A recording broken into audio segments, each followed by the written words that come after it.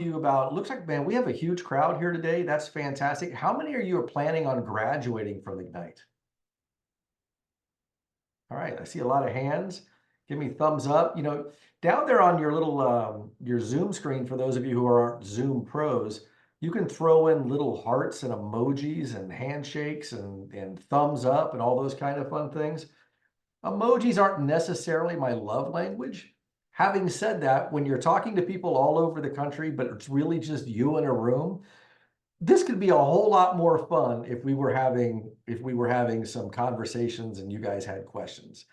And one of the great things about learning is the more you ask and the more other people ask. So the more you learn. So if you're thinking about a question, other people might be thinking about it. And I really want to encourage you on your journey to go ahead and graduate from Ignite, because Ignite is full of the basics. And here's what's fun. In 2002, I got my real estate license. I got it the Thursday before Memorial Day. And by the end of that year, I had sold 23 and a half sides. Now, if you don't know, if you work with a buyer, that's a side. If you work with a seller, that's a side and a half, means there was a referral fee somewhere in there. So in that first year, I sold 23 and a half sides, and I had no idea what I was doing. I worked for a one-man brokerage. He would offer me some advice every once in a while. But then 2 years into my career, I met a Keller Williams agent. And the Keller Williams agent said to me, "Have you read this new book by Gary Keller?" Everybody know who Gary Keller is? Keller Williams. Now, I got to tell you, I had no idea who Gary was, and that's what I said. I said, "I don't know. I don't know what you're talking about." And so she told me it's called The Millionaire Real Estate Agent. And we were doing a deal together. And to this day, if she had just given me a copy of the book or promised to give me a copy of the book, she probably would have been my sponsor. Ding, ding, ding, ding, ding. So, because I've capped every year since 2004, and that would have been about $2,500 a year in profit sharing a year to her. Would that have been worth giving me a $15 book at the time? But I went out and I bought the book that night, and I said, "Holy cow, it's a manual on how to create whatever size business I want to create." And I was silly enough that I just did what it said. And so everything that they've done since then, like Ignite, is all about taking that book and making baby steps out of it and filling in some gaps. But if you ever get lost and you ever want to know, like, I don't know if any of you have ever had like a good day versus a bad day or a bad day versus a good day. But if you're having one of those days that everything isn't going right, go back to the dream. Go back to the source, Ignite, go back to the book, The Millionaire Real Estate Agent, and remember why you got your license. If I communicated nothing else to you tonight, remember why you said, "You know what I'm going to do? I think it's a great idea that I spend several weeks of my life getting licensed, several $1,000s of my money to get started." You didn't do that for fun. It wasn't a hobby. You did it for a reason. So I want to congratulate you guys for being here. Now, as tradition with me as a coach, I don't like to go too far into it until somebody gives me a win. I'd like to hear 2 wins from a group this size. 2 wins should be easy. Is there anybody here brave enough to hit the unmute button and tell me a place where they really got a win this week? I just took my second and third listing today. Is this Jen? Angie, Angie. Okay. Angie, congratulations. That's fantastic. How long have you had your license? originally I got it in 2014, but due Oh, to a wait. family situation, I wasn't allowed to. I ended up having to stay home with my disabled daughter. Okay. And so I just went back to work last year in October, but then I had a stroke. So I'm starting over. So I had my first closing right before Christmas, and now this is my second and third deal, and they're both listings. And I got two other houses that want to list with me within the next couple months. So I'm thrilled. A, congratulations. B, everybody should go down to the little reactions button down there and give her a heart or a clap or something, because one of the things that I heard in there is resilience. Like, just keep going back again and again and again. If you, I once had somebody says, you know, we all know it's good to be consistent, but if you can't be consistent, at least be inconsistent. The thing is if you are consistently inconsistent, you're going to end up being consistent and you're going to get what you want. So congratulations on that. Great job, Angie. Who else is gonna step up and share a win this week? I can. Okay, Ashley. I got my first listing appointment from door knocking last week. Door knocking. Congratulations. Is that a natural behavior for you, or did it take a little bit to psych yourself up for it? I hated it in the beginning, but I've come to actually enjoy it. Yeah, congratulations. And when did you get your license? I've been licensed for 2 months. 2 months. And you got some business going because of that. Congratulations.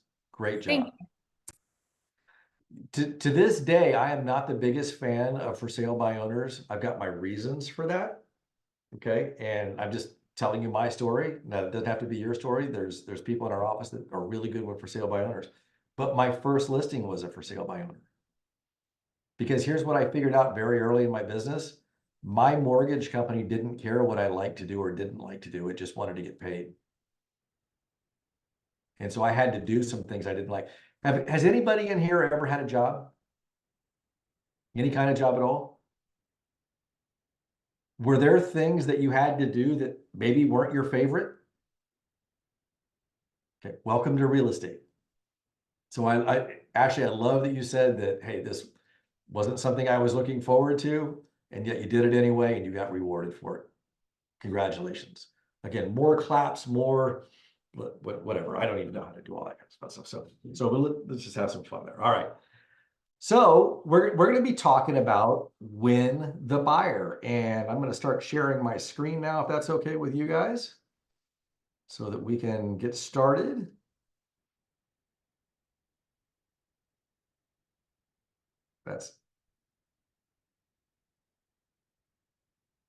There we go. Can everybody see that? Actually, I'm going to share a different screen. Just bear with me for a second. There we go. We're going to share this one here. All right. So you're all seeing the TCPA warning right now. Is that correct? Yes. Let me just finish getting here and we'll be in good shape. All right, so we've got the TCPA warning. How many times have you guys seen this so far? Quite a bit, right? So that's okay. So just make sure you're not calling people on the do not call list, especially my friends out there on the West Coast. It's like a part-time job for some people to track who's calling them and then cause problems. So just be aware of that.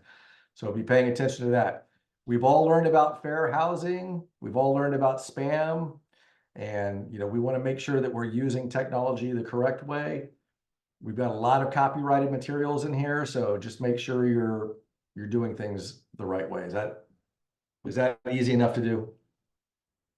All right. So there we go. Okay. Let me admit a couple more people right here. So we're going to talk about win with buyers today. We're going to win the buyer, I apologize. And we're going to talk about lead generation, lead follow-up, and the transaction. We're also going to go through the timeline of these things here, like A buyers, B buyers. Who is probably been in this business the longest on this Ignite? Anybody want to speak up?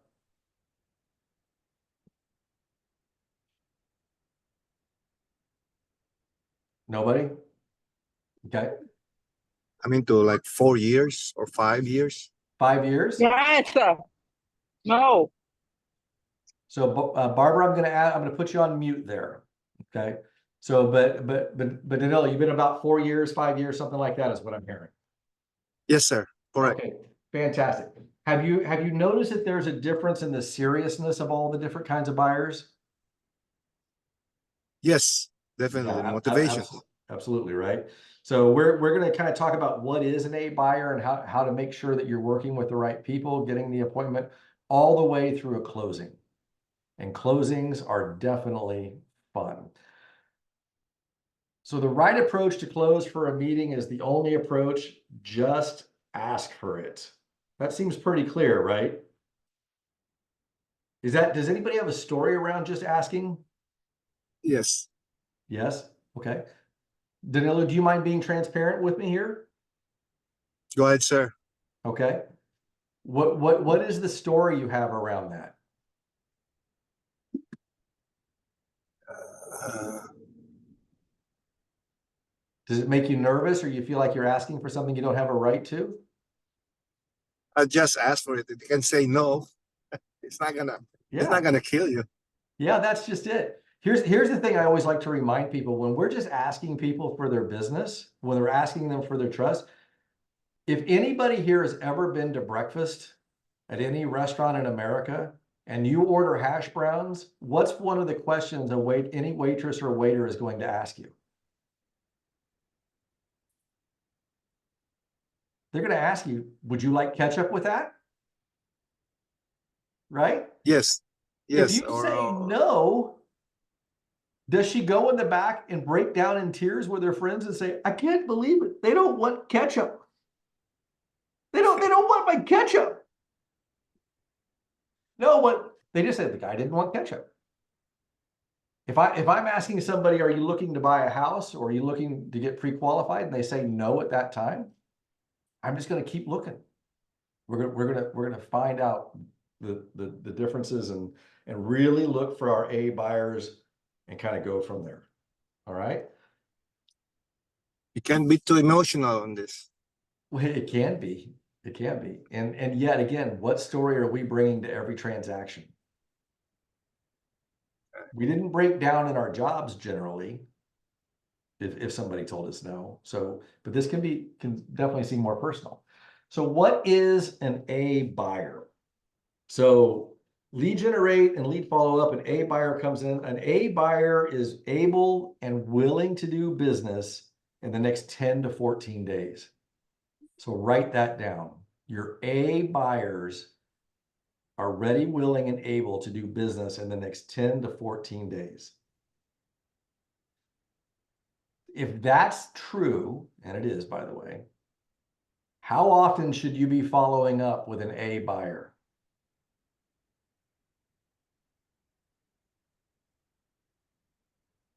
I see weekly. Love that answer. But that might only mean 2 follow-ups, couple days. I love immediately. I love daily. Yeah, folks, I believe this is a daily thing, sometimes 2 or 3 times a day. So we can have some fun. The easiest question that I ask if I know somebody's really looking to buy a place in the next 10 to 14 days is, hey, how often do you want me to communicate with you? And whatever that is, I'm going to put about 50% on top of that. Because they probably just don't know for 100% sure. So that's one thing I want to talk to you guys. So we're going to talk about the seven cycles of getting, working with a buyer. So we're going to create leads to appointments, lead generation and follow-up. That's number 1 there. We're going to prepare the buyer for consultation, the transaction. We're going to get that done today in particular. We're going to do the buyer consultation and the transaction. We're going to find a home for the transaction. We're going to offer to and negotiate the transaction. We're going to get that contract and then we're going to take it to close. And then after close, we're going to put them in a new system. Any questions about all that? If you screenshotted just this screen, it would definitely give you a pathway to working with buyers. If that's all you did. And I know it's also in your manual, and right now I've got us on page 14.9. Does everybody have the manual, by the way? Have you downloaded it? You can just sit around and read these things at night. You'll find a lot of your bigger agents, they come to events like this, but where do they do most of their learning?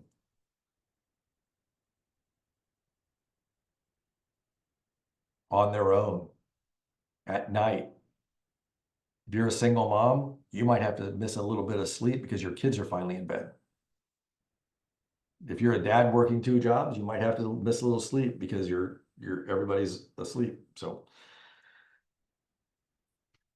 before we go on any farther, one person give me an aha from something they've heard so far.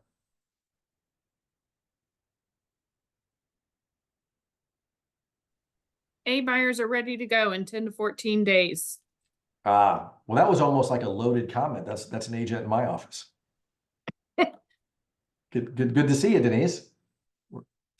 So yeah, a buyer is ready to buy in 10 to 14 days. We just had this happen on our team, because I have a small team. The person called, we did the buyer consult, and they were talking about a month out. But then you will generally find people will shorten their timeline if they're very serious. And almost immediately after the buyer consult, they changed that 1 month out to, hey, we would buy tomorrow if we found the right place. Okay, so that's one of the important things of a good buyer consult. Any other ahas? I like adding 50% on top of it. So whatever they say the time frame is, cut it in half or add 50% to it. Yep. People get house fever. And when they're getting house fever, it's up to us to help them make sound decisions, first of all. But it's also up to us to make sure that they get what they want. So, Matt, let me give you an example of what I mean by plus it. So if I had a conversation with Matt today, and Matt had asked me to check on this house, and I checked on it, and I communicated with him, I picked up the phone or I texted him.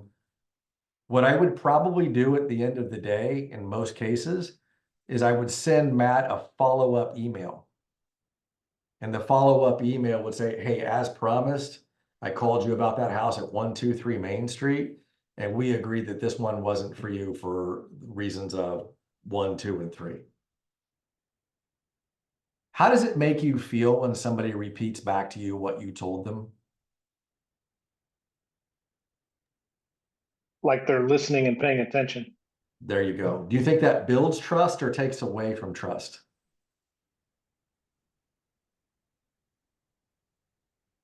Definitely builds trust. It definitely builds trust, right? What else does it do from a legal standpoint? Clarifications. I'm sorry, Caleb, I didn't understand what you said. Clarifications. Clarifications. We now have in writing that we agree on something. Because they can push back if I got it wrong, which has happened. People say, no. What I was trying to say is, and then it helps me as an agent be a better agent for them. All right. Any other ahas before we move on?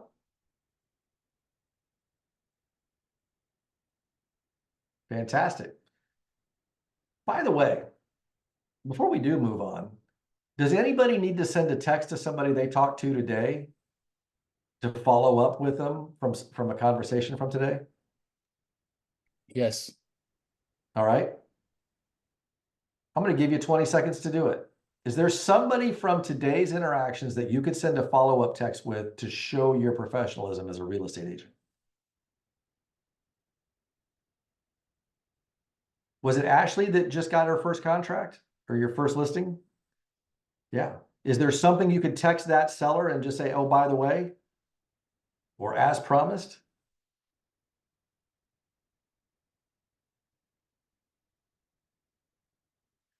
So I can see you trying to talk, but I don't hear, that's okay. I know, sorry, my Okay. computer's acting up. Sure. Yeah, no, they actually they left this week on a 2-week cruise, but I have another lead actually from door knocking today. I'm going to present a CMA to her tomorrow because she's been thinking about selling. So I'm just gonna follow up with her. You know, if you keep this up, you're going to end up making some money. That's what I'm trying to do. All right. Well, you have my permission. I think that would be fantastic. Congratulations on that. Thank you. So here's what we're going to do. We're going to talk about getting the appointment. And as we discussed, we're looking for those A buyers. By the way, in my mind, an A buyer is going to buy within the next 2 weeks. A B buyer is going to buy within the next, we can talk about that a little bit here, but a B buyer is going to buy in the next couple of months, and a C buyer is going to buy 6 months or longer from now. In the world, do you think there's more A buyers, B buyers, or C buyers?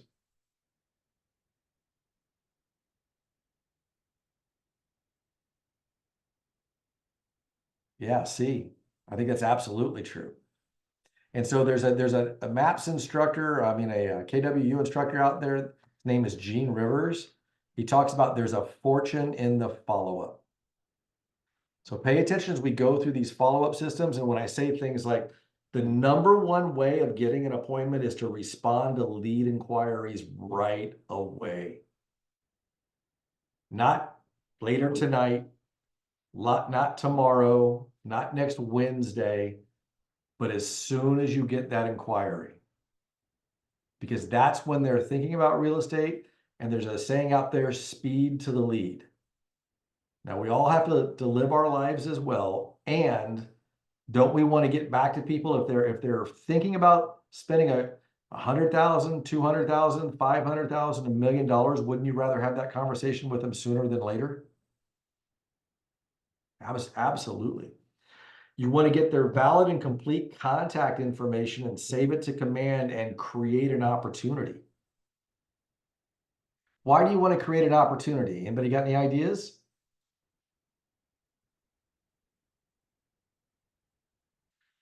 Because every day when you get into command, if it's an opportunity, it's going to pop right up there for you. Is that true?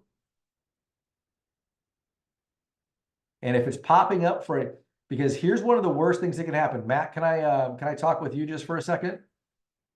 So for those of you that don't know, Yes. Matt's from Emporia, Kansas, and he's a agent on my team. And Matt, have you ever had somebody that mentioned an interest in buying or selling a house, and somehow or another it slipped through the cracks, and then you saw somebody else's sign in their yard? Absolutely. Yeah. And so have I. And so it's just about any real estate agent that has had any level of success. How do you think that feels, folks? You won't do that too many times before you figure out your follow-up system, and command and opportunities is a great one. Because then you're going to determine their motivation to buy so you can speak to it. Here's a coaching axiom I'm going to give to you. This is extra credit. This is not part of KWU. This is me giving this to you for free. If you want to send me a quarter in the mail, you can. Okay, here's the deal. People cannot say no to their own dreams. People cannot say no to their own dreams. And instead of talking about us and our experience and the magazine that we're going to advertise in and the fact that our signs are pretty and they've got little sparkles on them and all that kind of fun stuff, if you can find out why they want to move and exactly where they see themselves living next, you can keep bringing that back to them over and over and over again. And when it's over, they're going to hug you and say thank you. Slow down on your buyer consults and slow down on the discovery process of finding out their motivation. People cannot say no to their own dreams. You can say no to me. You can say no to your spouse, your mom, your dad, your real estate agent, But you can't say no to yourself. If you really want something, you'll go get it, won't you? If you really want the financial success or security, perceived security that real estate can give you, you can do that here. So, and then you're going to set an appointment, a time and date for as soon as possible. And it's best to do these meetings in a market center or someplace public. I like a market center. What is better about your market center than a coffee shop?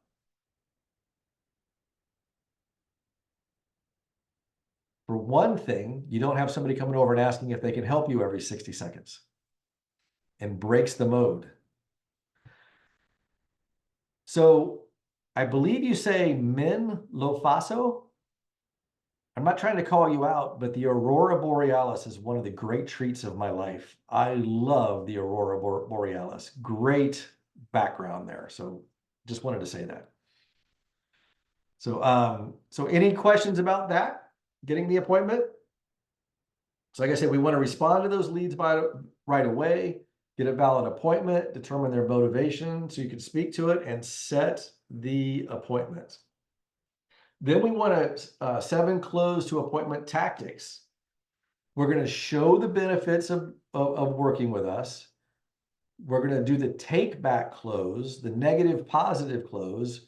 These are all different kinds of things that we can use. Does anybody know what a take back close is?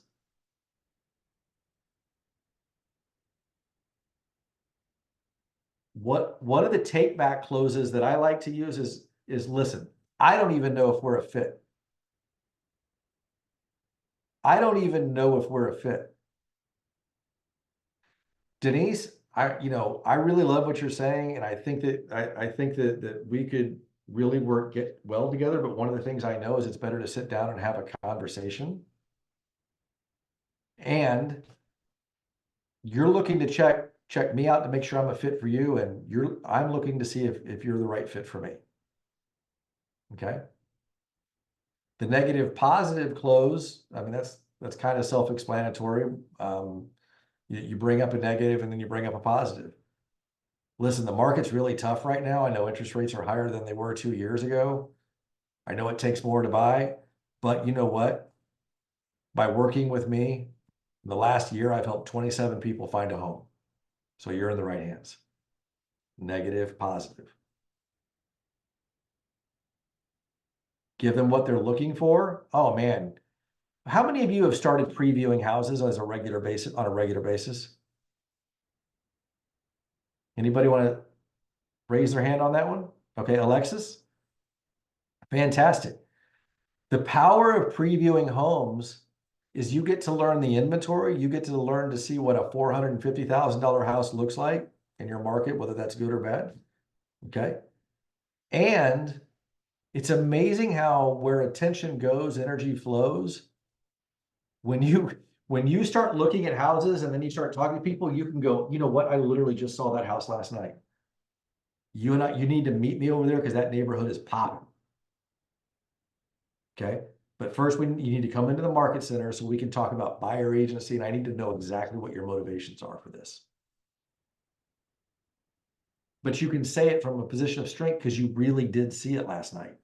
And you really did see 8 more homes before that one, and you know that this is the only house on the market right now that meets that person's what they said right away. Any ahas there?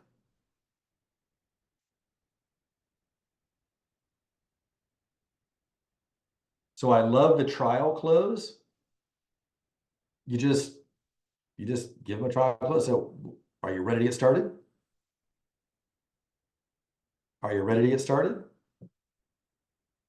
The assumptive close, which is one of my favorites. I use this as a team leader, as an OP, as an agent, as a father. Like with teenagers, I really love the assumptive close.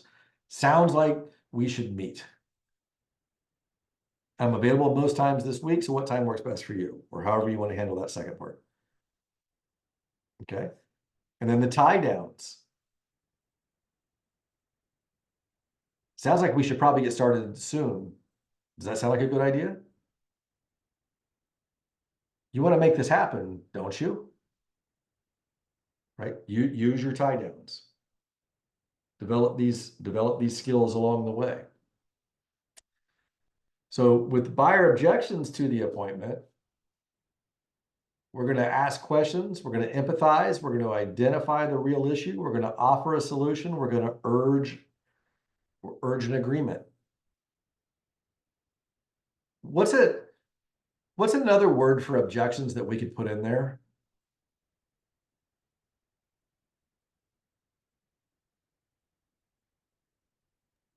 Unknowns. I feel like objections are just questions that they don't have answers to yet. Yeah. In most cases, they really just are trying to figure it out. We had a lender in our team meeting today, and he said that just last week, a young 20-something buyer was sitting with him and saying, do I really have to have 20% to buy a house? Because a very reliable source had told him that was the case. Guess who the reliable source was? His parents, mom and dad. And we all were raised to believe that mom and dad know what they're talking about, right? But they hadn't bought a house in 20 years. Heck, even 20 years ago, you didn't need 20%. But you know, people are gonna find sources.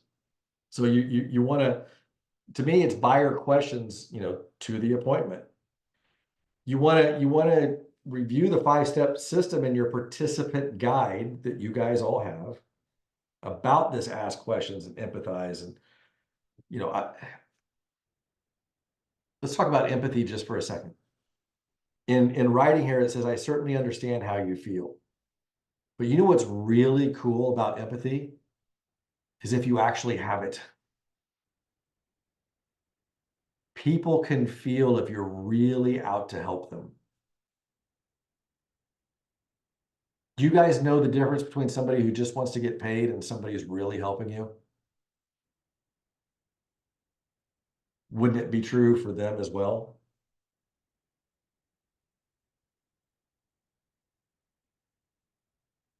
Okay. And then there's the offer a solution, urge the agreement. And it really comes down to one of the Y4C2 TESs. Can anybody, you don't have to tell me what all of the Y4C2 TES is, but do you know which one it might be here that we're talking about? If anybody can write it. How about communication? Seek first to understand. Seek first to understand somebody before you help them. And it's a lot easier to have empathy for somebody if you truly understand where they're coming from. All right. Now, if a buyer is still objecting after meeting you and after you've addressed their concerns and offered your solutions, continue to cultivate the relationship and provide value just like you would any other contact in your database, because some people are just going to make decisions slower. Is that okay, by the way? Okay. If there is a talent that you could really develop, it would be conversational intelligence, emotional intelligence. Wouldn't it be great if there was a book about that? There is.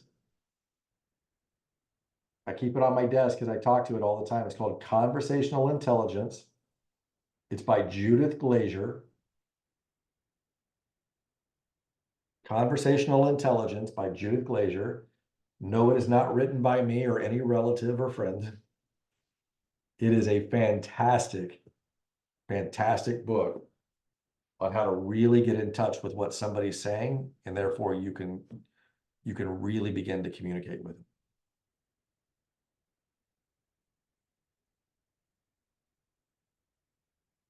Now, we just blew through setting up the appointment and handling the objections to the appointment. So I wanted to leave some more time for some other conversations around buyers. Yet, check in with me. What are you hearing? What are some things you've learned along this last 15 minutes? You can either write it or you can get on off mute.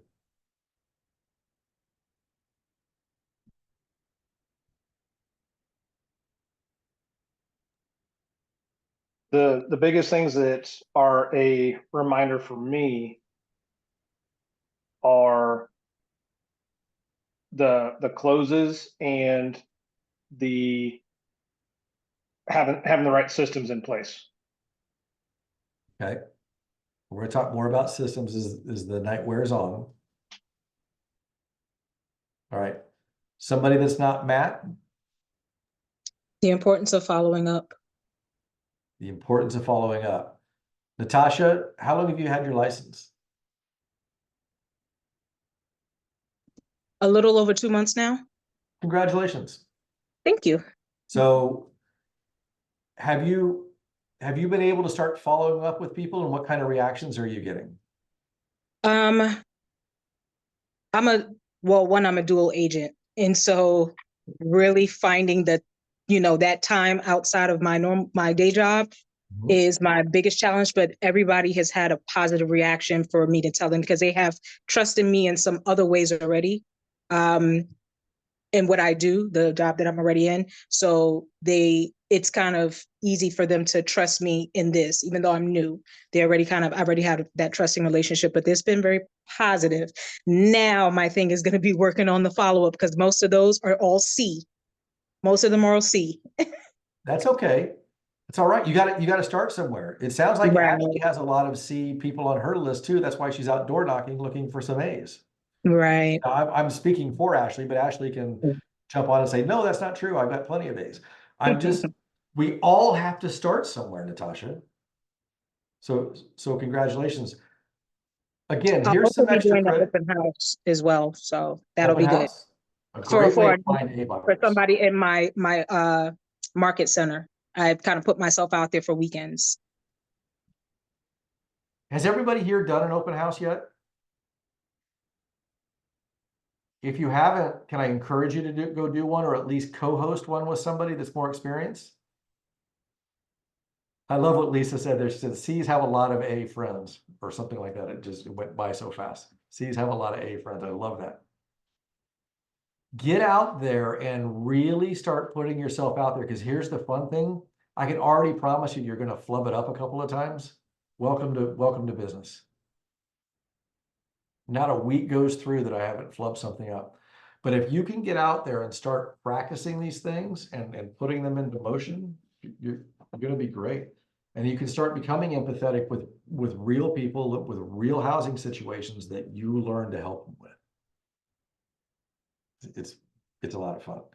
And so, by the way, Natasha hit on something that's kind of a passion of mine right now, and that's getting agents to understand that circle of trust.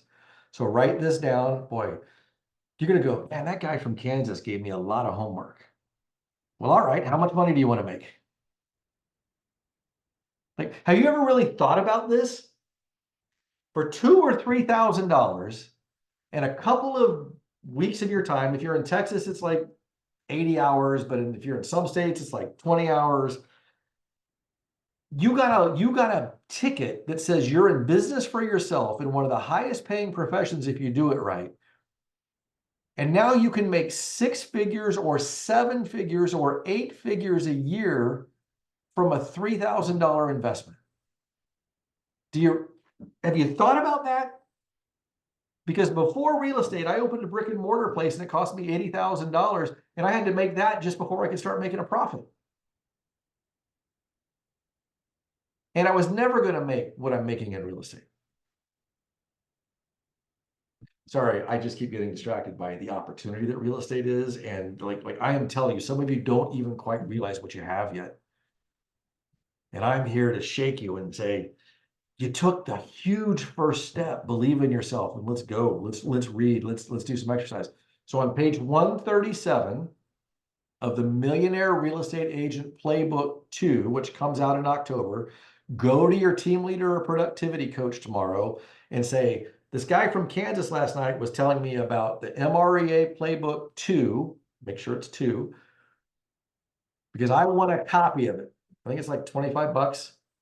And it's got all these one-pagers in there. One-pagers on how to do open houses, one-pagers on how to set an appointment, one-pagers on how to build your circle of trust. If it was $250, I still would have bought 5 copies. So again, I'm not here to sell books. I'm just here to have fun. So does anybody else have a burning desire to mention anything here?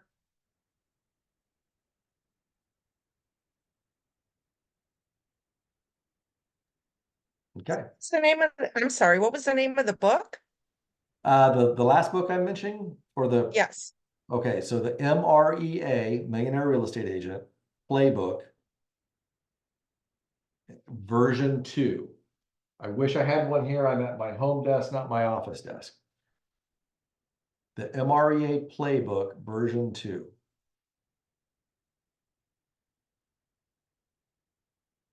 It's fantastic.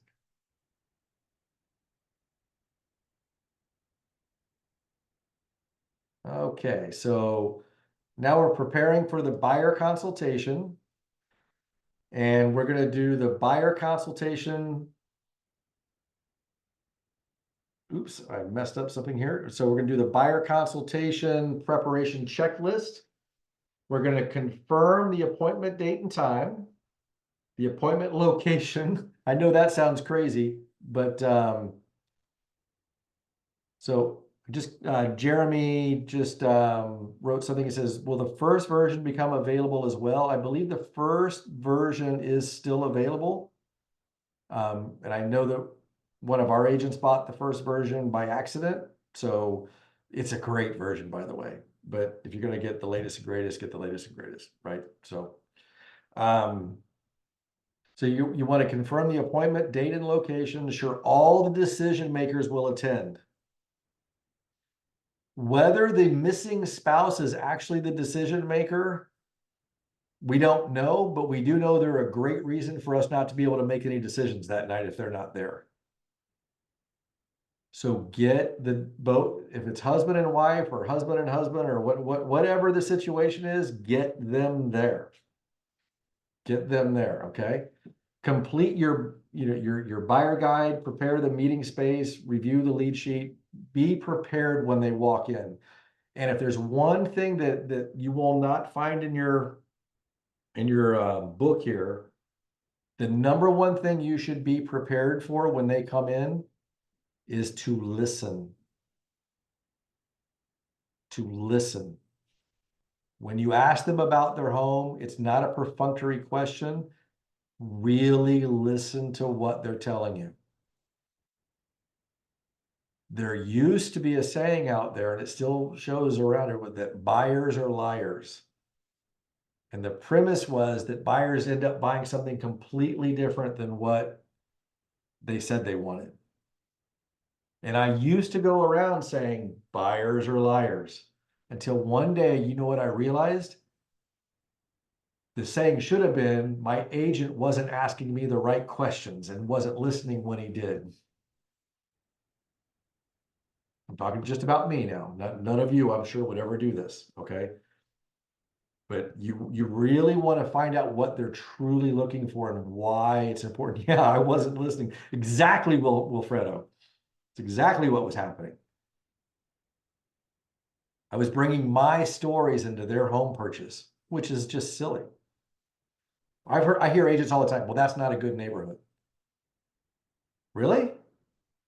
Are you sure? Where did they come from? Why do they want to be in that neighborhood? Or that is a good neighborhood. Really? Are you sure? Well, it's the best school district. Great. Do they have kids of school age? No, I don't know. Okay. So we all have to do that. We all have to listen to what they want and then help them make decisions around that. Okay. So make sure the decision makers are there, and that's what I say, but be prepared to listen. Because remember what was the one axiom I gave you earlier today about motivation? Is anybody listening or writing it down? you remember what it was? Somebody People shout it say- out. It's People important. say no to, never say no to their dreams. People cannot say no to their own dreams. That's exactly right, Mabuba, Mabuba. Mabuba, yes. I got it right. Yes, thank you. Thank you. Yeah, so Mabuba, people cannot say no to their own dreams. Yeah. So if we just slow down and really learn that. Now, there is going to be a time for us to sell ourselves. And we want to do a great job of doing that. Okay. And so remember, I'm not sure which one of your things it was. It says day 4 in my material here, but do you remember creating your value proposition? Now is the time to see where your value proposition lines up with what they want. Where does your value proposition line up with what they want? Who here has a great value proposition that they would really love to share with me right now? You've been practicing.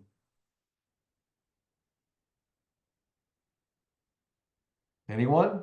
Bueller? I'll go first. Here at Ad Astra Realty, we help real estate investors create their retirement worth having by finding and managing the right assets, creating great, clean, and affordably priced homes for tenants, and creating opportunities for our employees. That's my value proposition. If that lines up with what you're looking to do, I'm your man. If it doesn't, let's help you find a different agent or earn a referral fee.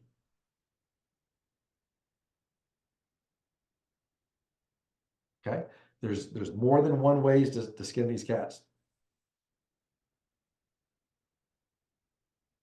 So your buyer presentation guide is going to touch on all of the bases in a very personal way. Your value proposition and their lead sheet, the needs analysis. Keep your value proposition focused on what you bring to the buyer, not just how great you are. See the difference? How does this impact your buyer? Okay. You want compelling reasons for them to work with you. These are going to be the basis of your buyer guide that you can create in Command. Okay. So the top 10 service areas of the buyer value proposition are the needs analysis. Okay. That's a great, fantastic place to start, right? The needs analysis, the pre-qualification or pre-approval, the neighborhood information, the home search, make an offer, negotiating to buy, vendor coordination, pre-close, closing, post-closing. That's the 10 service areas. Here's what I want you to do. We're going to take 20 seconds to do this. Whether you have your participant guide in front of you right now or not, what I want you to do is just write or go through mentally and say, okay, on a scale of 0 to 10, 0 being like not proficient in any way, shape, or form, 10 being I'm a rock star, I should be teaching this class so this guy will stop talking. On needs analysis, are you 0 or 10 or anywhere in the middle? Pre-qualification, 0 to 10. Neighborhood information, how familiar are you with the neighborhoods? How familiar are you with home search and writing up an offer and negotiating?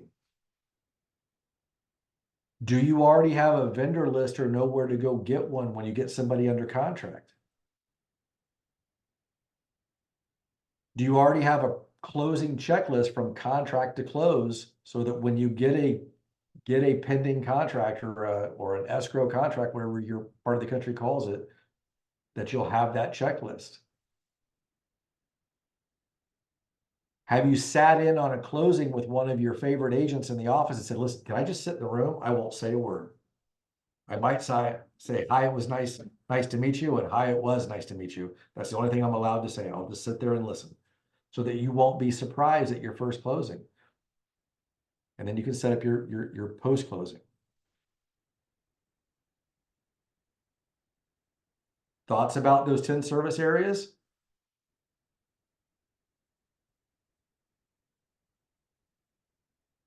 Okay. Is there anyone on here that has one of these, they really feel like they're doing well already? Want to share, burning desire to share? Number 6 and 7, negotiating and vendor coordination. Number 2 and 3, pre-qualification. Love those. Thank you for sharing. That's fantastic. Do you know that there are designations you can get in negotiating?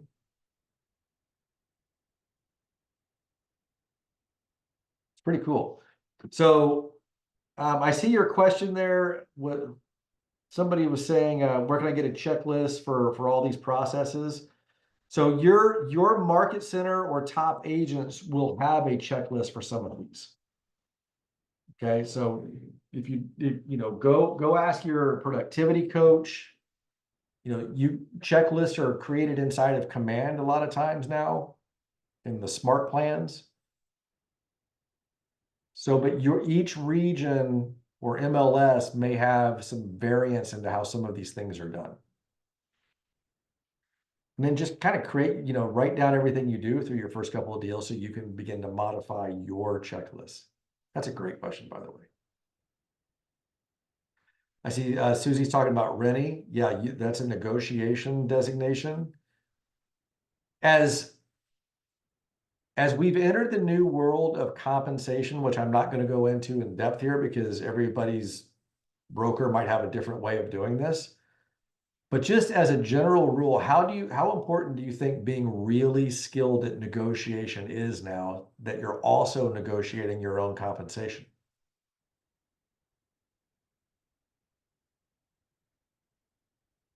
Which, by the way, as a guy who's been licensed since 2002, I love that we get to negotiate our compensation. I don't like it. I love it. Let me just share a script I have, and I've been using it for years because in Kansas, you were always supposed to have a buyer's agency agreement. And people would say to me, well, Matt's not going to make me sign a buyer's agency agreement. I was always like, hey, great. You should work with Matt then. But can I ask you a question? If somebody's going to ignore something that's required by the state of Kansas and by the NAR settlement, what else are they ignoring? Do you think it'll impact you at any point during the lawsuit? Every time I would say something like that, they signed the buyer agency with me. Oh, I didn't realize it was required. Yeah. So if he's ignoring that, what else is he ignoring? The other thing that you can just simply say, and here's another negotiating tactic for you when your buyers ask you about your compensation. Well, agent X said they would do it for about half of what you want to charge me. I'm just going to make up a number, half, a third, 2/3. They'll do it for 2/3 of what you said you were doing. I said, hey, that's great, fantastic. They should, you might want to really consider that. But what I think I hear is that you want to net the most money. Is that correct? Well, yeah, that's what I'm getting at. And if they charge me less, I'm going to net more money. No, I completely understand that. But I do have a concern. Here's my concern. If they gave up a third of the money that they use to fund their business and feed their family and fund their future, and they did it like that, how fast will they give up your equity?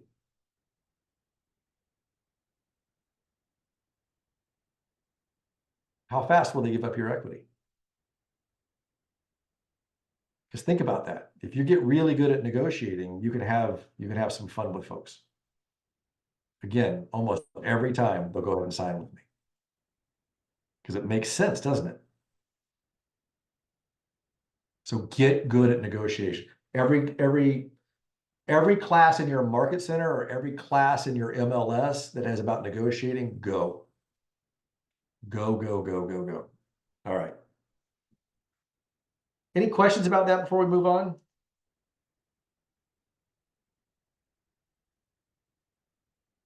Well, it says actually the buyers pay for it. That's where the money's coming from. Yeah, but I'm talking about that was a buyer conversation. That's a buyer conversation. Same thing though, because if in CA it's at the top of the skills list, I love it.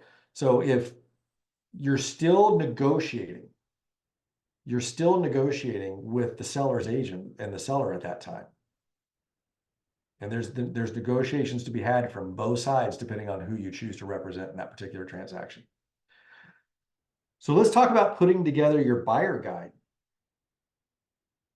So you want to have some basic things in there. Welcome letter, timeline, home search, how to access. I mean, all of these different things you can choose to have in your buyer guide. Okay. You may not have all of them for reasons of your own. You may throw in a couple of extra. But looking at this list, what does it do for your buyers? If you looked at this list, what does it do for your buyers? What does it give them, and does it provide them? Do they think they're working with a professional if they're looking at this list? And then there's a corresponding page. Tells them you're qualified. I love that. Yeah. It is value. So if this isn't in your participant guide, and I think it is, right? Am I correct on that? If it's not, take a screenshot. I don't know how to do it on an Apple, but on if you just hit the Windows button and print screen on your Microsoft ones, you'll be all right.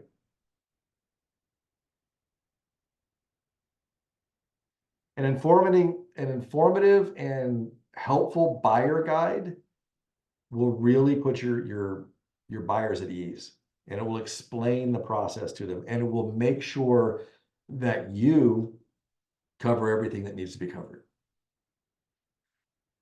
Do you know that every time you get on a Southwest airline flight or a Delta airline flight or a whatever airline you like to fly, that those pilots have to go through the same checklist they've gone through 3,000 times before they're allowed to push that plane back? Why do you think that is?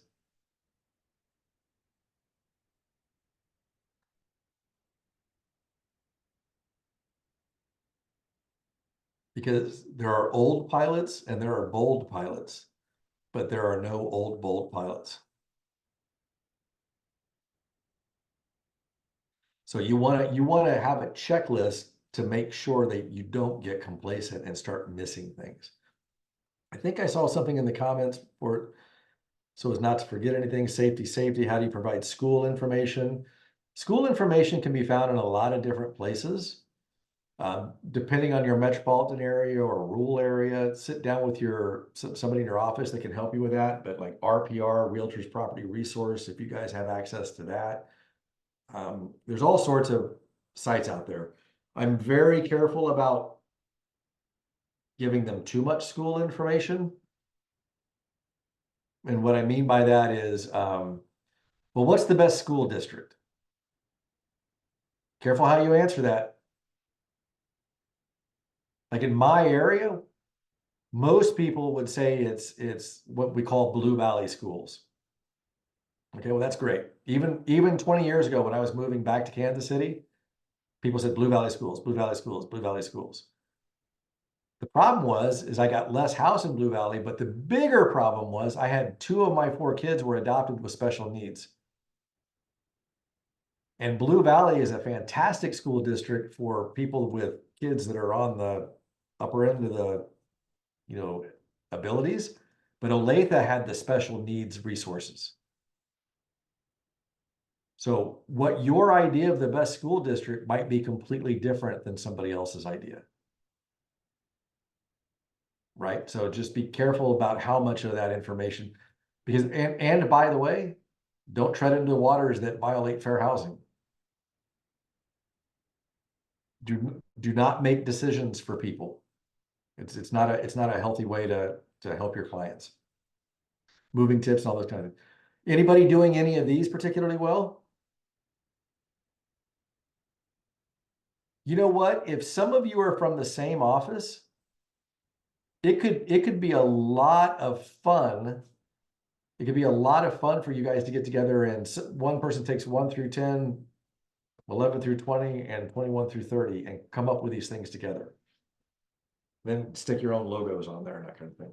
My guess is you would also be able to search in Command and find some of these under the Connect tab.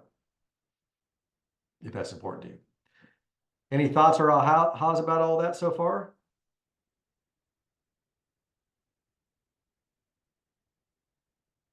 Okay.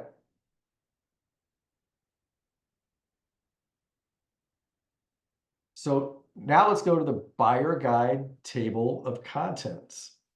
Okay. So we know that there's options. As always, actually, here's what it says on this.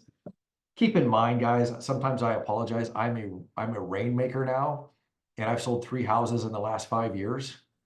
My team does all this stuff. So some of this stuff is found on some of the things. But Command does have your home guide to homeowner, your guide to home ownership on it. You can look it up by just searching that. Your guide to home ownership. I remember seeing that now that one of my folks showed it to me. Kind of fun.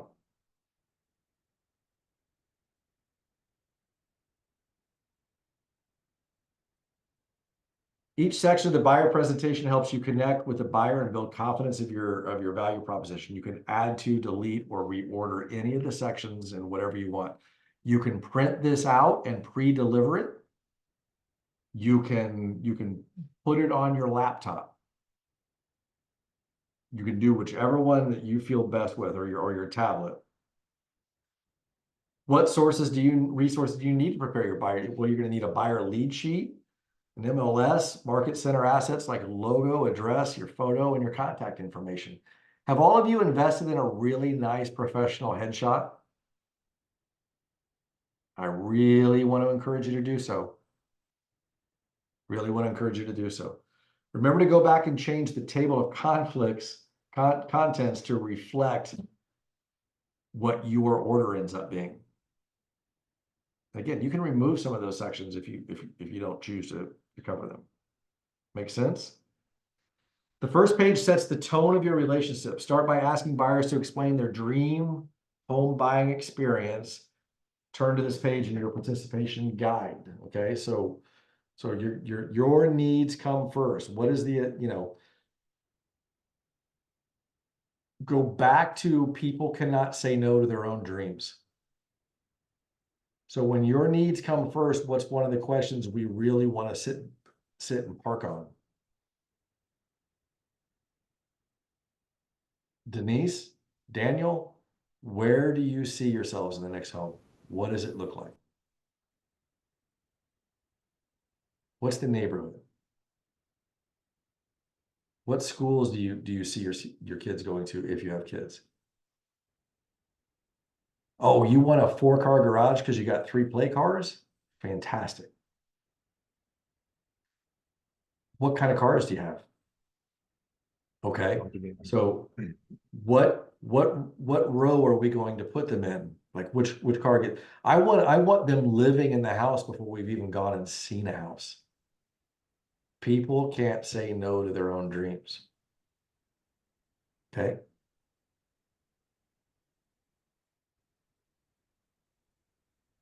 So you're going to build that preference profile, right? This is the expectations they have. How many bedrooms and all that kind of fun stuff.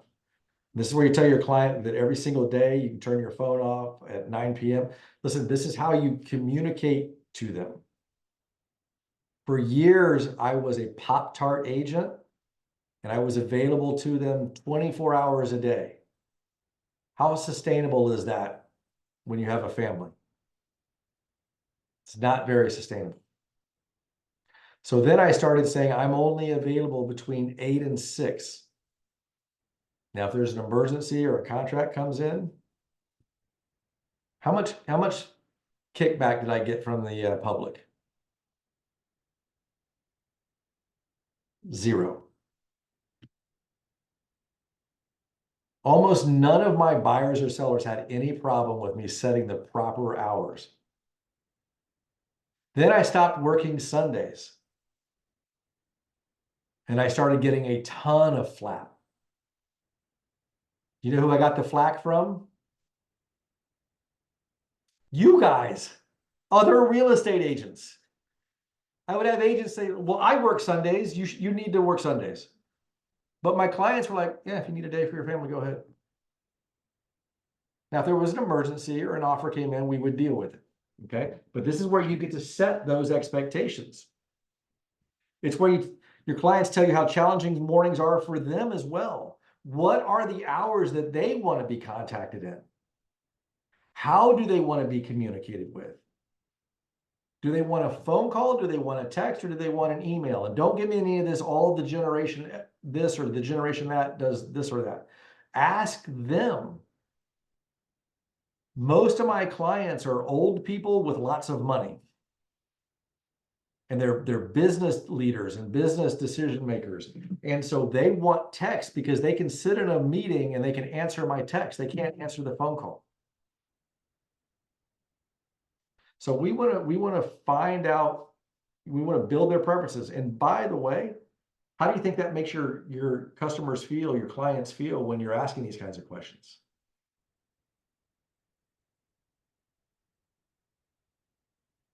I saw the question of where do you find this in Command? If we have a little bit time at the end here. Oh, Denise just answered it, designs. Thank you, Denise.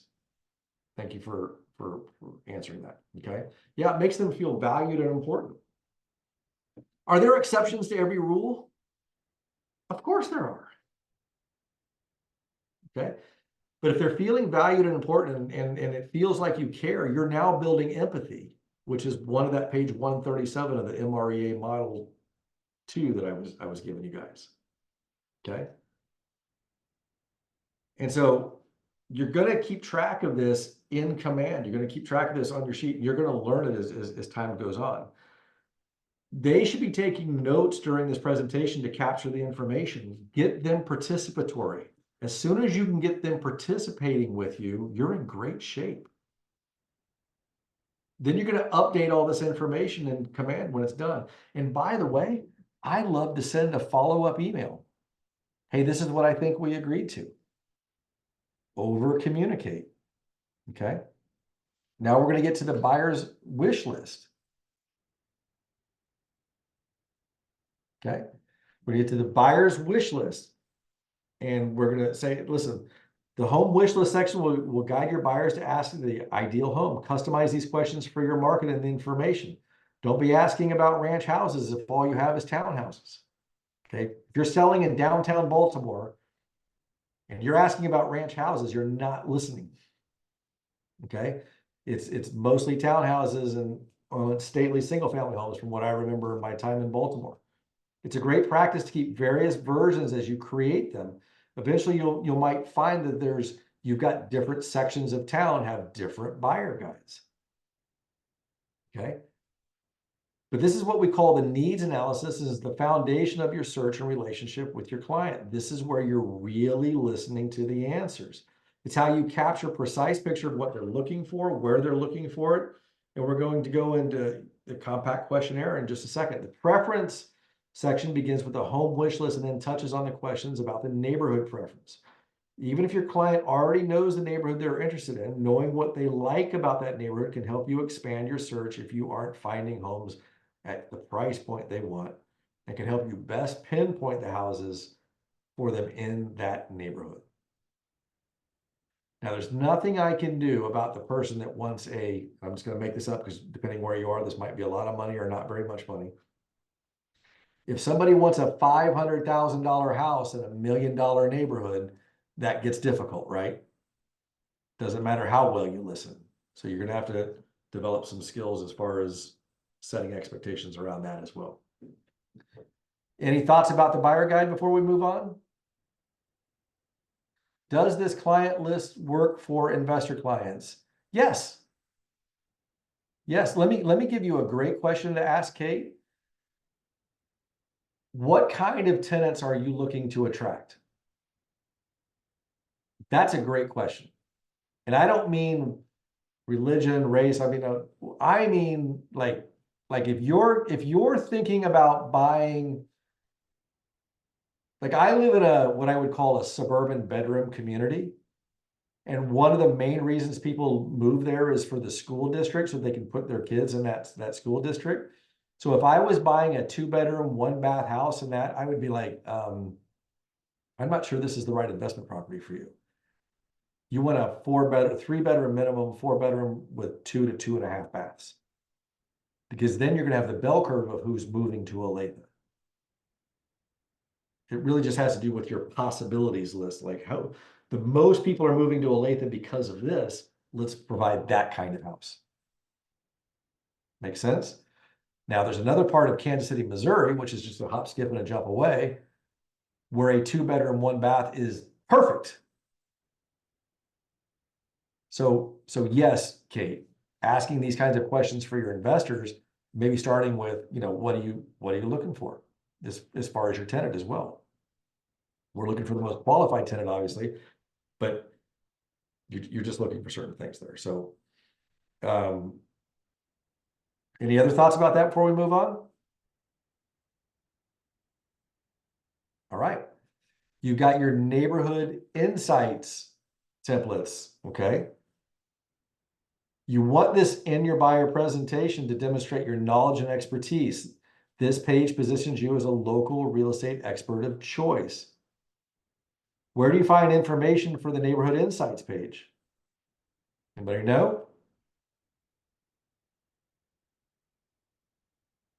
Right, designs, okay? You can create a neighborhood snap for everywhere you're looking. Okay, so get with your tech trainer, your productivity coach, play around in Command. By the way, I've never seen anybody crash all of Command by themselves. If you push the wrong button, the end of the world has not arrived. Okay, so get in there and practice and play. I see that Sean says, depends on the type of investor also, what's their strategy, buy. Absolutely, absolutely. Like what are the returns they're looking for? Do they want brick houses or wood houses? I mean, in fact, I do a whole class on that, Sean. So look me up sometime and we can talk about that. So just so you'll know, I've probably sold about 1,000 investment properties. I've been involved in thousands and thousands more. I have a property management company with over 800 homes in Kansas City, and I teach investing all the time, but not guru style. Like I'm not the biggest Bigger Pockets fan. Sorry if that made somebody on here mad, but it's just there's value in what real estate agents do, and then there's some places out there that are constantly demeaning that value. All I know is I could line up dozens and dozens and dozens and dozens and dozens of my clients who have become millionaires through real estate investing. And so we just do it the old slow way, and it works every time. So yes, Sean, absolutely. There's a lot more questions to ask on that. Where can you find my classes? So chrislindquist.com. Every once in a while I update that. My name is right there, just chrislindquist.com. So that's what we're doing with the neighborhood insights. Okay. So let's go back to our buyer participant guide. Buyer guide, how the home buying process works. Most home buyers, even if they think they understand, they probably don't understand, and things have changed. Like just for instance, with the NAR settlement, just talking about compensation for most people has changed, right? So it's just changed. So we want to make sure that they know what's going on. By the way, I tell all of my new agents, sell 8 houses as fast as you can. Whatever fast as you can is for you. Once you get to 8 houses, you have now helped more people buy and sell homes than they probably will ever do in their life. Right? You now literally have more knowledge and experience than almost anybody you're going to meet, except for a pretty good investor. I don't know who needed to hear that, but for me, that was a confidence booster. When my broker just said, hey, congratulations, you now will have done more real estate transactions than most people will do in their life. I was like, ooh, it just gave me confidence. Okay, so a buyer who knows what to expect is a confident buyer. A confident buyer is easier to work with, and an anxious buyer who mentions objections throughout the process. A buyer who knows what to expect is also an educated buyer who is not going to do things accidentally that endanger their home ownership journey. Gee, I wonder why they put that in there. Finally, a buyer who knows what to expect because you gave them the information they need is grateful and trusting buyer who is going to work with you again and again in a set of referrals. Okay. Matt Johnson's on here. He will tell you, when you go under contract with me back in the day, I would tell you, you are now no longer allowed to buy more than $100 worth of groceries unless you call me first. Do you know how many deals get blown up because somebody goes out and buys furniture or a car before the closing? So go talk to your older, more experienced agents and ask them about how to advise buyers to be careful with their money. Make sure your lender is talking to them about being careful with their money. All right. So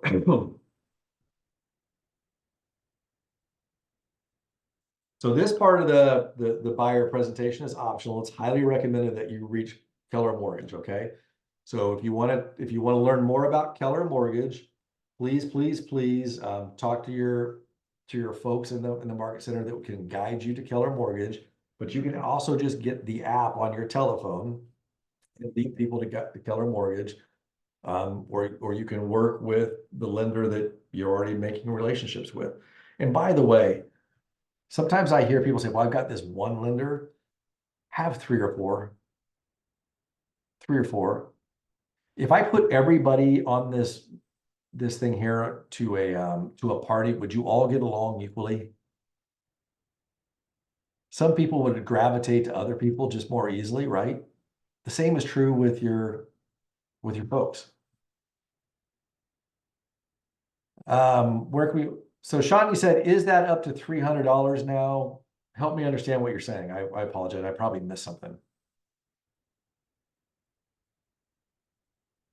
Oh, the grocery bill. Yeah, you're $400 maybe. Yeah. So, but just the point is sometimes I will speak in hyperbole and exaggeration to get people's attention. And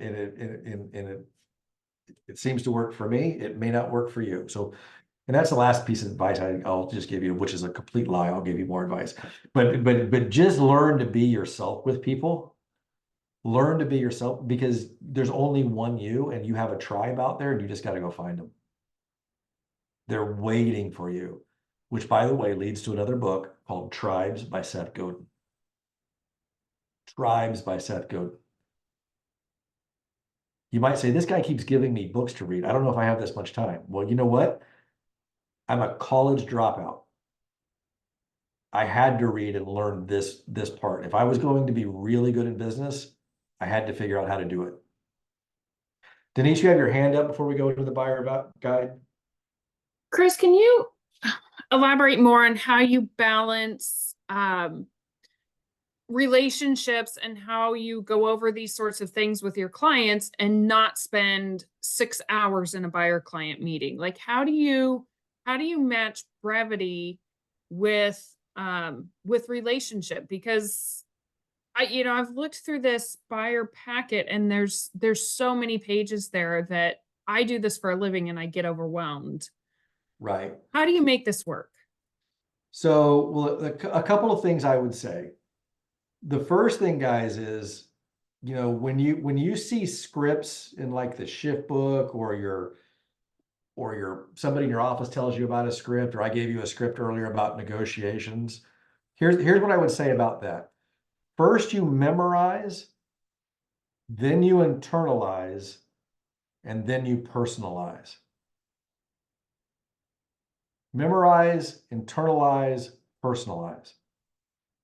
And the first time, because I have a personality that says, okay, if these are the rules, I want to follow the rules, except for the speed limit.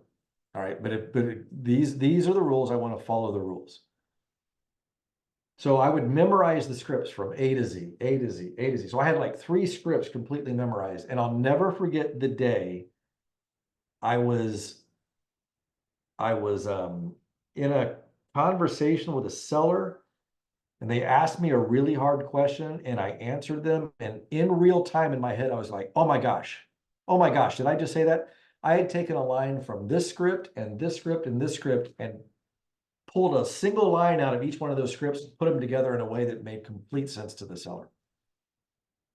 I literally went home screaming in excitement on the way home that now I had this personalized. So Denise, the answer to your question is practice, practice, practice. What's the most important this buyer or seller needs to hear from me? I'm also going to invite you to maybe start really studying different personality profiles. You can go to YouTube and you can look up DISC profile, which is driver, influential, safety, security, and C is for, I don't know what C is for, but C are the rule followers. C are your engineers. Okay. And there's a girl, I think it's usually the second, but her head's up against the elevator and she looks exasperated. That's the video to watch on the DISC profile. Because she explains a very complicated subject in about a 3-minute video that will have you on the ground laughing. Okay. Just if any of you are curious or just want to confirm something, you will find me to be a very high D, high C. All right. But when I'm sitting with a high D personality or real driver personality, maybe he or she owns their own business and they're like, just get to the facts, just get to the facts. Just my buyer consult, honestly, I've been in buyer consults that lasted 10 minutes and I got the listing.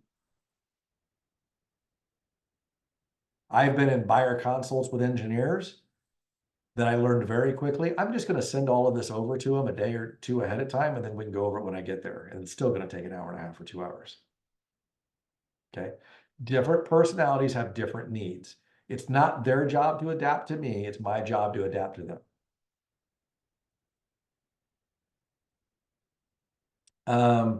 Can you please say the name of that here? Can you all see my Google screen right now? Yes. So you didn't know you were coming to class to get nothing but homework, right? You're like, man, I still got to go to Ignite 3 days this week, and this guy's giving me all this stuff. So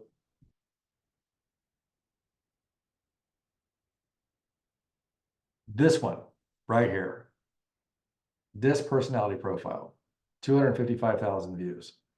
If you want to learn about, just take your first step, conscientious. There you go. Rule followers is what I call them, Susie. So just watch this video. You'll know more than you did when you started. Anyway, maybe we should get back on track before I get a stern email. So that's okay. Are there any other questions? Did I answer your question, Denise? Yes, thank you. Okay. Yeah. And this is what this is about. I think here's what's fun. When you're in your market centers, please, please, please participate at a high level for whatever your high level is. And because that's where the real learning gets done, is when you guys talk amongst yourself and you say, well, you know, this experience and that experience. So that's just what I want to encourage you. But remember way back in your first section of Ignite Real Estate Agent, when you created your value proposition, now here's where you drop this is where you drop it into your presentations. Okay. This is all about your value proposition. As a new agent, you may choose to provide data for your team, your market center, Keller Williams Realty International, your present best value. Most people on here are getting started or restarting their business. Is that fair to say? If you're the exception, please just bear with me for the next minute here. Again, this is not in your material. Most of you, like I'm going to say 99.9%, if you're not one of those, you're probably going to have to fight me to believe you. Most of you already have all the tools you need to be a highly successful real estate agent. You were just doing it in a different place of your life. You already have negotiating. If you're a mom or a stay-at-home mom, and you go, well, I haven't been in a career since I was 22 years old because I had my first baby. If you don't think you can negotiate, if you don't think you can organize, if you don't think you can sell ideas, no, I'm telling you, the carrots are good. Okay. So if you don't think that you have this, all you're really looking to do is find your skills and put them into this value proposition, because they relate to selling houses as well. Because all selling houses are your widget, people are your business. Everything you learn in real estate sales and Ignite, you could take to any business in America. And I coach businesses that are not in real estate now. And what I use? I use the Shift Book. I use the One Thing. I use the Millionaire Real Estate Agent. For pizza businesses, for a personnel business, for a pipe business. for a social media business. Folks, if you will take the time to learn all of this and really practice with it, you're going to be able to create whatever business you choose to have. Because what is the mission of Keller Williams Realty? I will give a half hour. Okay. Listen to me real quick. You cannot look it up, and you can't be Denise or Matt because they're already in my market center. Okay. But you cannot look it up, and this is the honor system. If somebody in the next 10 seconds will unmute themselves and tell me what the mission of Keller Williams is, I'll give you a free half-hour coaching appointment. God, family, business. Ah, I love what you're doing there. Wrong one, though. But yes, all that's Ooh. true. Good job, Diamond. But yes, To make- God, family, business. To make have a business worth having, to make a life worth living, something like that. You're so close. I'll give you 10 minutes. I'm just okay. So, but Lisa, thank you very much. Diamond, thank you very much. It's to build careers worth having, and businesses worth owning, and lives worth living, so that you can have experiences worth giving and a legacy worth leaving. Think about even the order of that. You got to build your business first, and then your career first, and then you build your business that live the life that you want to live. So, I appreciate your guys' boldness. And Lisa, you were right there. If you want to contact me at kwmapschris@gmail.com, we'll talk over the phone. kwmapschris@gmail.com. Okay. Learn that, guys. I know other instructors want to make sure they go through every page of this book, and I know and that's great. What I want you guys to do is have the mindset that you can create whatever life you want to create. And I congratulate you on being here and sticking so long into this. Can you please reiterate the top 3 to 5 scripts you found the most valuable? River, I would be lying if I said I know what they were nowadays, but I do know this. They all came from Bold. Have you guys heard about Bold yet? Starting hearing about Bold? All of the scripts that I had memorized at first were all from Bold. So I had to deliver phone books. For you young people, phone books were big yellow things that were like this big and like 5 pounds each. But I had to deliver phone books one year to have enough money to go to Bold and enough money to buy my wife an anniversary dinner. So here I am, trying to pretend to be a big successful real estate agent, and I'm walking neighborhoods dropping phones so that I can go back and get more phone books to drop them off to make enough money to keep my business funded so that I can keep learning. Okay, so I wish I could tell you what scripts they were. I do know they were in Bold because my man, that was like 15 years ago. And now those scripts, they're just part of who I am. Yeah, pre-qualifying appointments is definitely important there. So, but this is the time to drop your value. If you are a highly successful widget salesperson, bring it in here. This is why you're here to negotiate. You know how to find things. What are 2 or 3 other things that you might want to put in your thing, like maybe some current stats? Explain that in this section of the buyer, this is a good place for testimonials. Probably not your husband or your wife or your kids, okay? But maybe an instructor for you.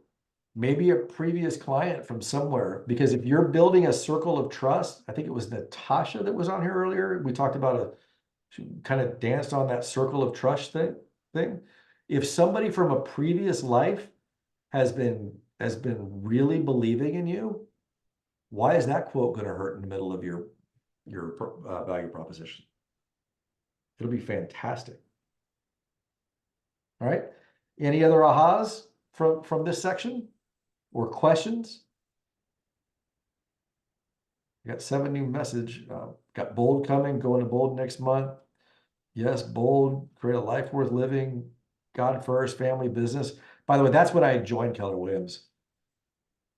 When I went out and bought that Millionaire Real Estate Agent book, I said, holy cow, it's a manual. Maybe I should be looking at these guys. And then I got on Netscape. Did anybody know what Netscape was? It's 2004, people. Like Google didn't exist. I got on Netscape and I looked up Keller Williams, and the only thing I found was that somebody was ranting and raving that how could they say that God family business? Whereas I was like, I'm in.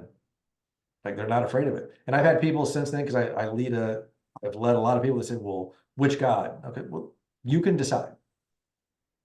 Okay, even if you're your own God, you can decide. But I like the priority. It's part of our culture to this day. So Gary doesn't stand up there and tell all 43 nations we're in exactly what faith should mean to them. But he does say faith should be an important part of your life. It's just kind of cool. Kind of cool. I heard the screeching of my dial-up when you said that. Oh my gosh, like it's good to see that there's older people. I try to explain these things to my newly engaged daughter. That's how old she is, and she has no idea what I'm talking about. It's hilarious. Does anybody else have an aha or a question they'd like to ask right now?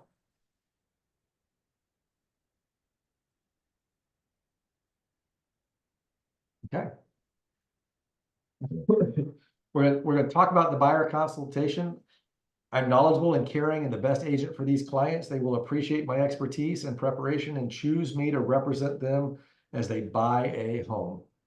That is an affirmation. You should take a screenshot of that and keep saying it. And for those of you that say, you know what, that doesn't sound like me. No, it doesn't. It sounds like somebody that's getting a lot of buyer consults.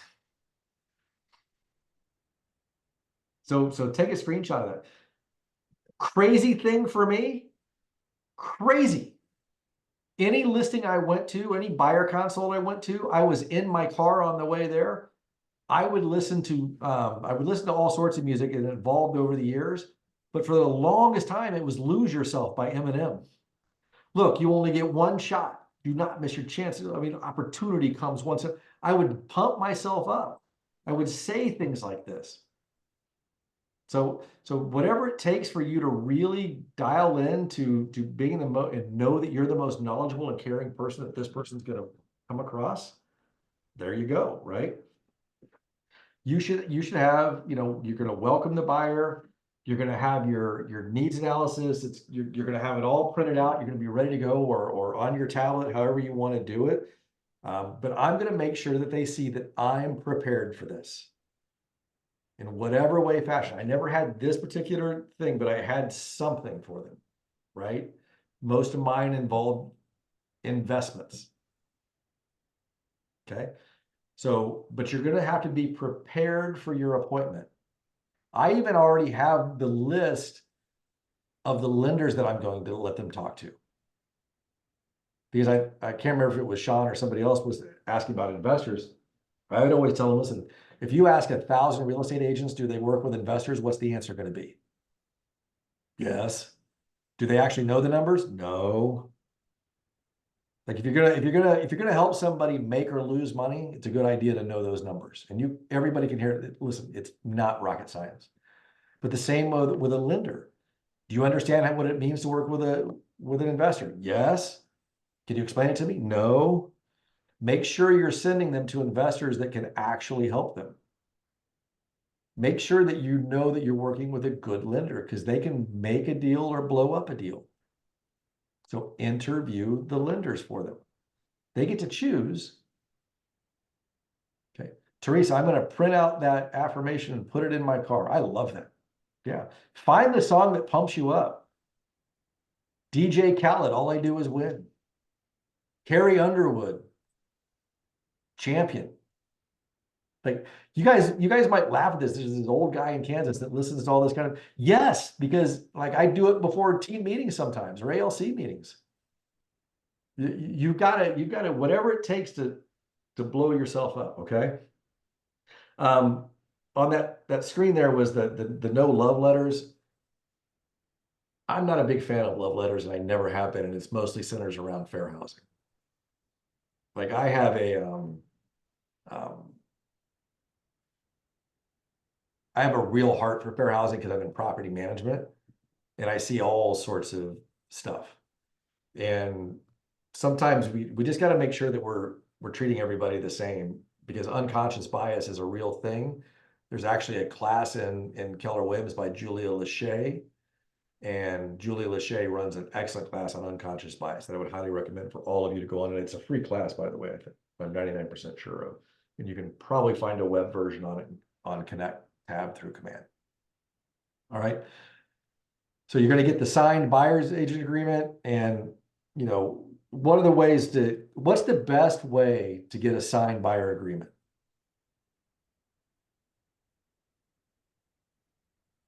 Yes, ask for it.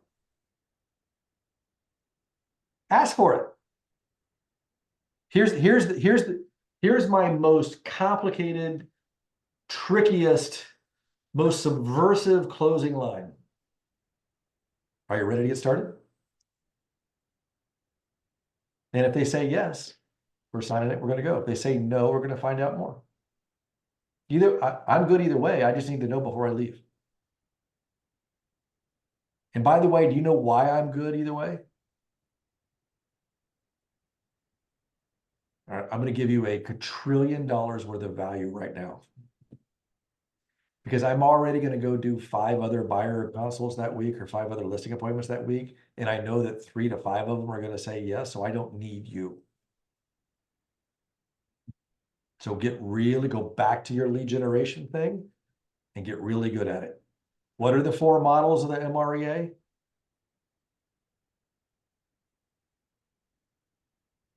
Okay. Watch me. I'm big on culture. I've been doing this a long time. Elbow. The economic model will tell you how you're going to make as much money as you're going to make. It'll break it down for you. L is for lead generation model. B is for budget model, so you're not spending more than you're making. And O is for organizational model, elbow. It's the meat and potatoes of the Billionaire Real Estate Agent book. Study those 4 models over and over, and again, another book, Chris. Yes. Over and over and over again, elbow. Okay. And go back to your lead generation model. So yes, but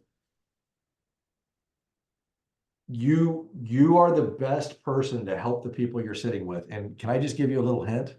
If they're sitting down with you, they've already said yes. The only thing you're really doing from now is talking them out of it.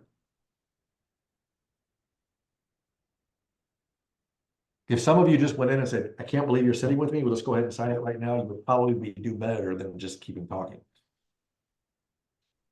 So really add value, really ask the right questions, really listen to folks, okay? So here is, we're going to keep going here, but at this point, what I want to do is ask you guys for a review of today's class so far. So you're going to scan that QR code, or you're going to go to kwueval.com. And when you get there, you're going to put Ignite. This is session. What session is this? Is this 14? kwueval.com. And you're going to put your region, whatever region you're in, your virtual, and the name of the course is Ignite. Win the buyer, which is Ignite number 14. And then when you get done with that, you're going to click next. And then your instructor, I'm in the drop down. I'm Chris Lindquist, so it starts with a C. And then you're going to rate. If you think I did a great job today, I'm a 5. If you don't think I did a great job today, I'm actually Matt Johnson. So go back and change the name. But you know, you give me whatever score that you think is right, and any comments, because I do learn from these things. And then you finish out the rest of it as you go along.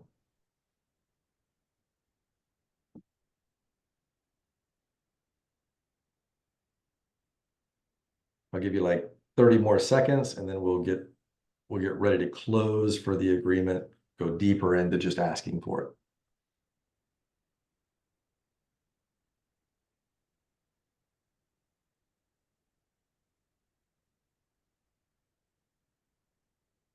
Yeah, so Maria, it's Ignite session 14.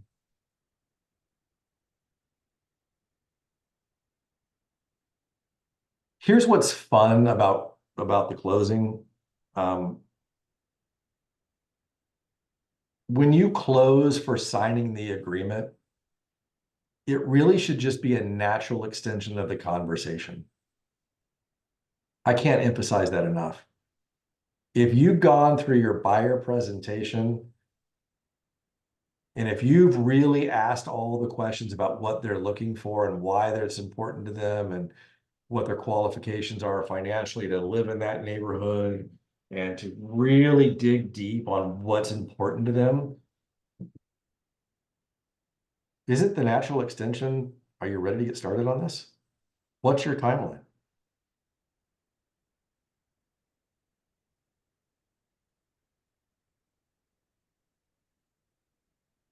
You can handle objections here. I've got an objection for somebody here. Well, Chris, I really thank you. I really love what you've said today. And I've decided, you know, I already have another appointment with another agent tomorrow because I wanted to hear what they have to say. Has anybody had that yet or something like that? Well, Okay, we could ask, what is it that you're hoping to hear? I love that. That's a good question to ask. Anything else?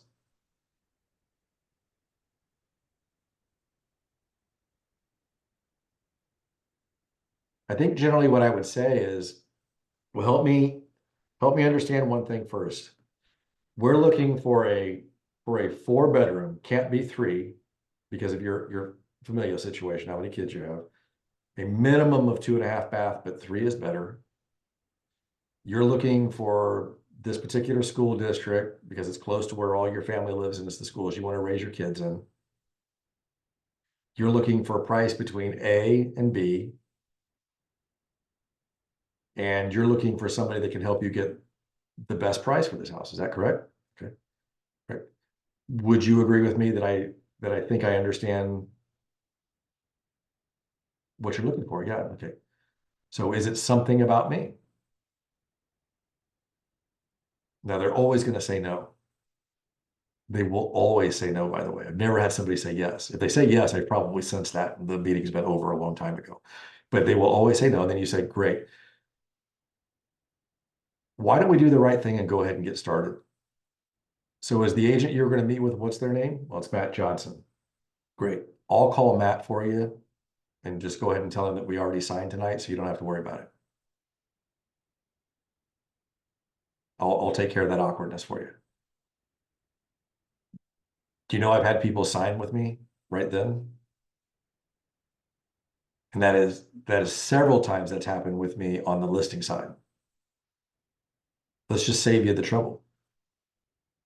Because if you understand what they're looking for, unless that other person is their cousin or like best friend from college, you can probably head that off right now. By the way, if that happens to you, yeah, poor Matt. I've known Matt a number of years, guys. Matt is a good man. So Sean, I love making these calls. Yes, I've made several of them. But here's the deal. If I got to the buyer's agent appointment and I did all of that and I heard that was the only objection they had, the first thing in my head is, okay, Chris, why didn't I ask the question about, are they interviewing anybody else? Which you should always ask, by the way. And why did I allow myself to go before that person? Okay, but now I'm going to say, okay, if you're insistent on meeting with Matt, that's fantastic. Will you do me a favor though? You can't sign with Matt until you talk to me first. So I want to know why or whatever. Now, some of you might say, Chris, That sounds like a really strong strategy. Does it feel like a really strong strategy? Once you understand what they want though, if you really believe in your value as a real estate agent, don't you want to fight for them? That's just kind of my strategy. Now, if you have a softer strategy, I'm fine with that. I'm fine with that. Because again, remember, if you're doing 4 to 5 of those appointments a week, it probably doesn't really matter. You're still going to hit your economic goals on the other 3 people that sign with you. That's my fail safe.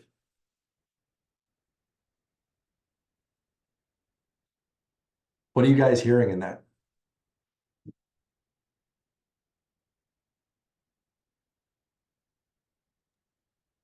We have to go on more than one buyer consultation a week or a month. Depends on what your goals are, Matt. I think it was Natasha that said, you know, I'm a dual agent, which basically means she's got a career and she's trying to build real estate. Was that you, Natasha? So, Yeah. okay. So we have people in our office that their spouse works full time and their spouse makes a lot of money. And so this spouse works, and if they sell 5 houses a year, they just take all that money, pay their taxes, and then pay for the big vacation every year. So it's just a matter of you got to know what your goals are and what you're going for. So I love what your answer was, Matt. I know exactly what you meant by that. I just want to put back that some of you on here came into this and your frame of reference is that $60,000 net is a lot of money. And some of you came on here and your frame of reference is that $600,000 is a lot of money. And some of you came in here and your reference was $6 million a year is a lot of money. You're probably going to have to grow here in every aspect of your real estate business before your real estate business will grow. You're gonna have to grow here first, because when I became a real estate agent, I'd never made $60,000 in 2002. I'd never made 40,000. I'm just telling you who I was. I'm not proud of it. It's just who I was. When I started making 60,000, I didn't know what to do with myself. I was so giddy. So everybody's going to go through their own growth process. Embrace where you are, and if you're happy there, stay there. But if you know there's something more inside you, what will you accept from yourself?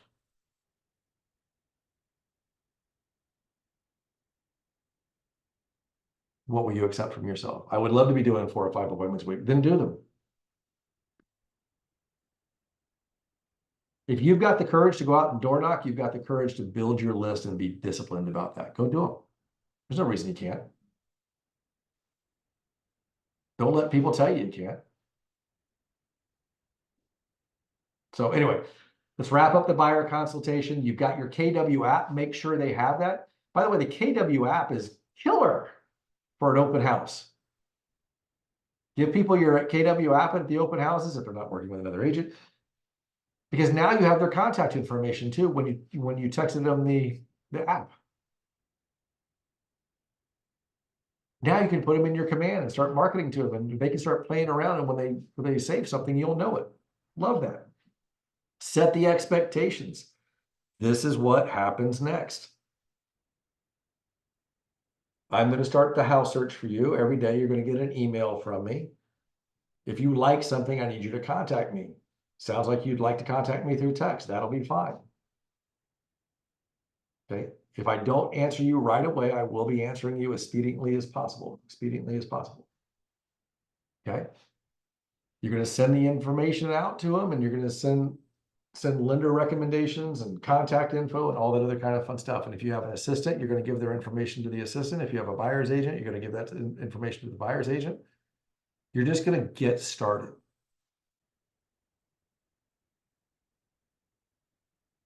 All right. Any other thoughts about today?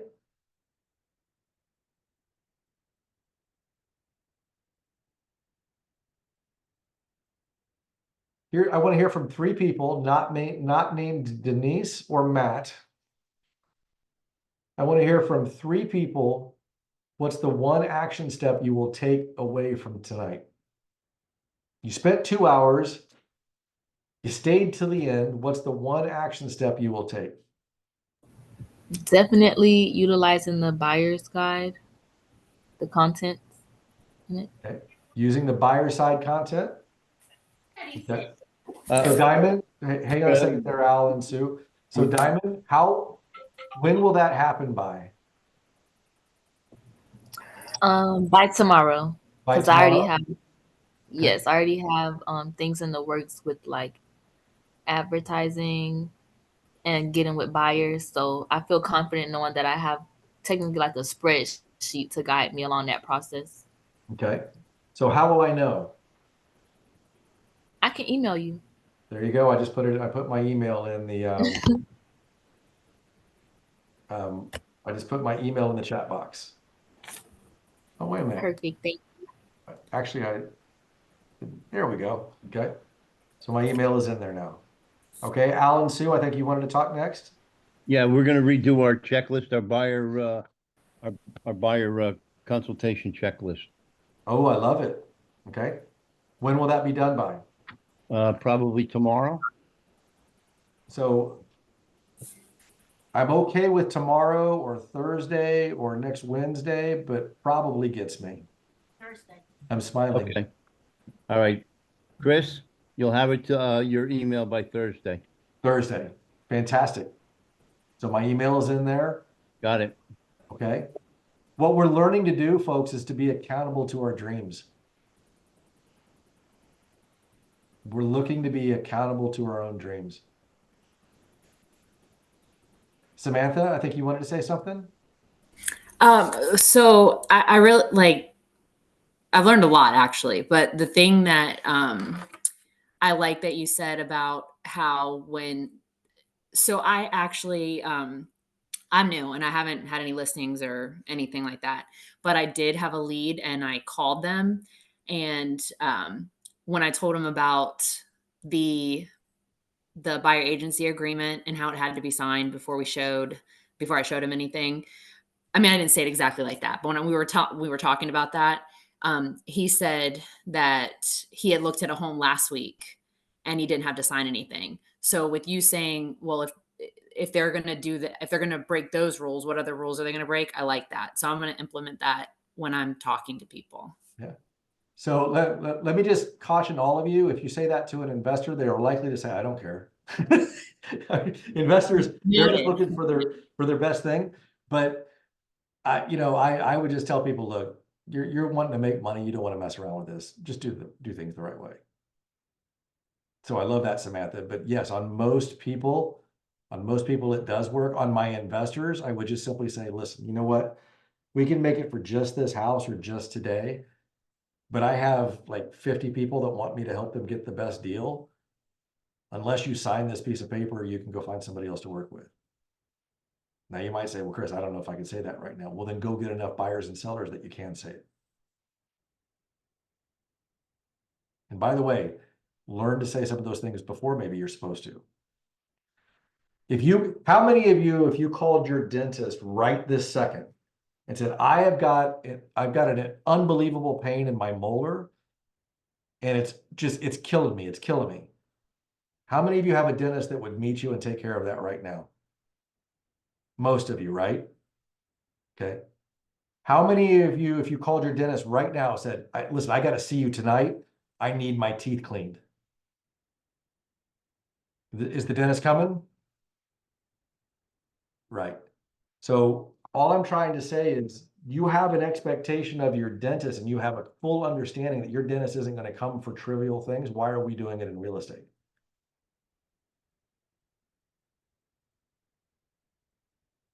I've got lots of stories about how it took me a little while to realize that I was giving up my kids' youth while I was on the phone for stuff that could have waited till tomorrow morning. Okay. So there's a balance when you're brand new. When you're brand new, you can do it. But yeah, so just there's a difference between emergency and real and other things. And even investors are really looking for that one person that can be an A to Z agent for them that actually knows the numbers. When I demonstrated my value through that, they were with me. I can tell you one funny story where they weren't, and I just had a great deal of fun with that because I actually picked up the phone and sold the house to somebody else over the phone right in front of them because they wouldn't sign the document. So you've got to learn how to fight for what your knowledge base is. So go out and get your knowledge. Dan Soretta, don't even answer, it goes to a dialing service and you get instructions. Okay, yeah, so there's that too. So we got to find our place, and you got to be you. You got to be you. Okay, I'm not telling you to be me. We don't need any more me's. We need yous. We just need you to be your best you. Do you feel more equipped to go out and work with buyers now? Definitely. Do you feel less fearful about working with buyers? Definitely. There you go. There you go. Gary Keller likes to say, quit teaching fearless principles to fearful people. That'll sink in later. Figure out that whatever it is you want is greater than whatever you think the pain's going to be. And that's what you're doing with your buyers. You're figuring out what they want and making sure it's greater than what the pain is going to be. Because if they start getting wishy-washy, you go, and I'll end on this. Denise, I'm a little confused. 12 days ago, this was what you had to do. And now that we lost one offer, you're ready to throw in the towel. You hired me to get a job done. Are you going to let me do the job, or are you going to be sad? You want that house for your kids. Can we wake up tomorrow and do this again and go find that house? Because is that real for folks? Yes, it is. If we know what they want, we can keep putting it back in front of them, back in front of them, and back in front of them. For their benefit, not just ours. All right. I wish you all the very best in your career. You had my email there, kwmapschris.com, at kwmapschris@gmail.com. I love success stories, and you're welcome to share them with me. Would love to hear them. Talk to you guys later.